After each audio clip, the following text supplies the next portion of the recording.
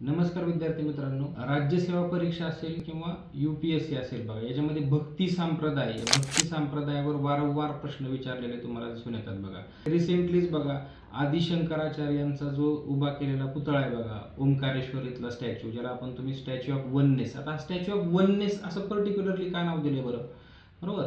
तर याच्यामध्ये बघू शकता तुम्ही की अद्वैत फिलॉसॉफी जे आहे बघा, हे अद्वैत तत्वज्ञान कशाबद्दल सांगितलं. मग हेच अद्वैत तत्वज्ञान जे वेदांता स्कूल ज्याला म्हणता तुम्ही, 6 स्कूल्स ऑफ फिलॉसॉफी किंवा तत्वज्ञानाच्या ज्या प्रमुख 6 शाखा आहेत, त्याच्यामध्ये तुम्हाला हे अद्वैत तत्वज्ञान हे वेदांताचा पार्ट बघायला मिळतं बघा.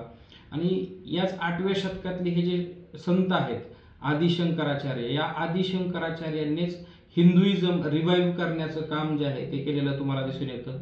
याच्यानंतर येणारे रामानुजाचार्य जे आहेत बघा, रामानुजाचार्य यांनी देखील काय केलेलं दिसून येतं तुम्हाला, तर हिंदुइझम रिवाईव्ह केलेलं दिसून येतं.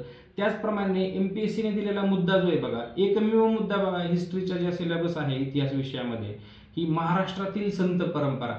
मग याच्यामध्ये तुम्ही संत तुकाराम बघू शकता, संत ज्ञानेश्वर, जसं तुम्ही वारंवार लहानपणापासून ऐकतच आलेलं असतं बघा, की ज्ञानेश्वरी रचिला पाया तुका झालासी कळस.